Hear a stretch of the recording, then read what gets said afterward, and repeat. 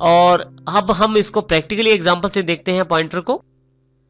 Pointer का जो example है पॉइंटर 1.c के साथ अवेलेबल है।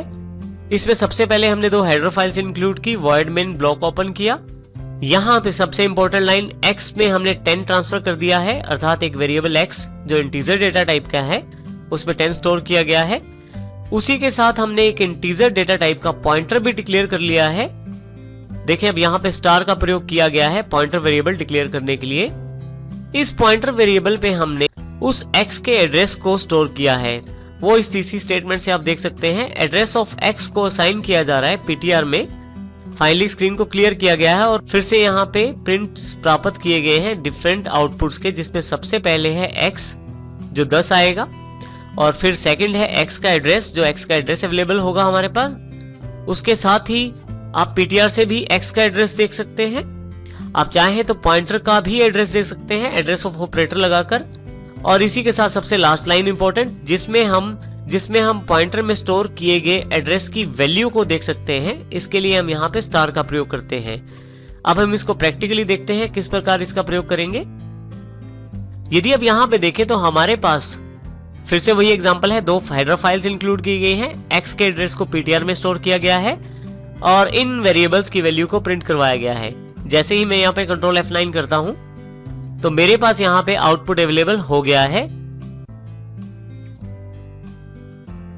जिसमें आपको बेसिक आउटपुट्स दी जा रही है। वैल्यू दी गई है x की, x का एड्रेस शो किया गया है -12 के साथ और इसी तरह से पॉइंटर के द्वारा भी सेम एड्रेस दिखाया जा रहा है ptr के द्वारा भी, जो कि -12 है।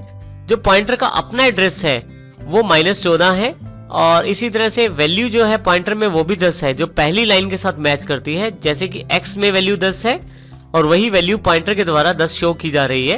और लास्ट लाइन ये बताती है आपको कि पॉइंटर ना केवल एड्रेस स्टोर करते हैं बल्कि उन एड्रेसेस में स्टोर वैल्यूज को भी प्रयोग कर सकते हैं और उन्हें देख सकते हैं। तो इस प्रकार हम पॉइंटर का प्रयोग कर सकते हैं।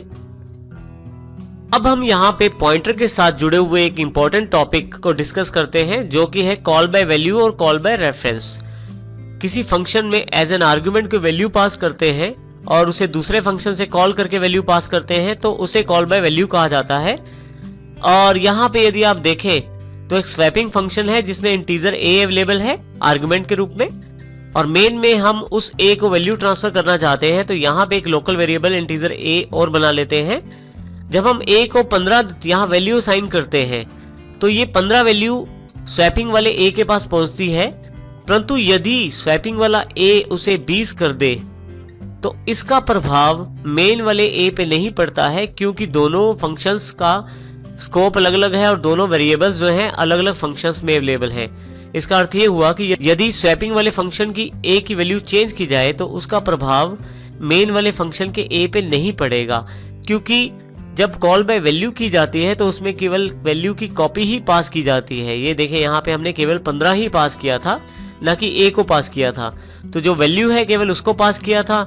यदि स्वैपिंग वाले a ने यदि चेंज किया है तो उस वैल्यू को चेंज किया है, ना कि a वेरिएबल की वैल्यू 15 को। तो केवल 15 वैल्यू जो a के पास कॉपी हुई थी उसको चेंज किया गया और जब उसको चेंज किया गया तो उसका स्वैपिंग वाले a का चेंज किया हुआ वैल्यू का कोई भी प्रभाव मेन वाले a पर नहीं पड़ा। फिर यदि इसी चीज को हम कॉल बाय रेफरेंस के साथ देखें, परंतु यदि इसी एग्जांपल को हम कॉल बाय रेफरेंस के साथ देखें तो इसमें कॉलिंग के तरीके में थोड़ा सा फर्क है।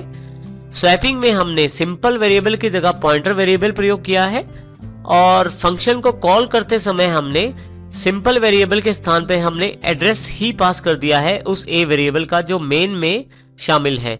जब आप एड्रेस पास करते हैं किसी वेरिएबल का किसी पॉइंटर को तो उस केस में यहाँ पे कॉल बाय रेफरेंस माना जाता है, जिसमें वैल्यू ना पास करके उस वेरिएबल का एड्रेस पास कर दिया जाता है। इसको हम इस तरीके से कह सकते हैं कि अब दोनों का जो एड्रेस है वो कॉमन हो गया है।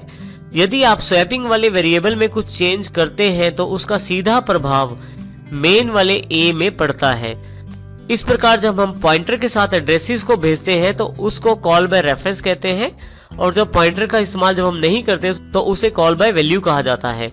इसको समझने के लिए हम एग्जांपल्स को देखते हैं पॉइंटर 2.c और पॉइंटर 3.c के साथ।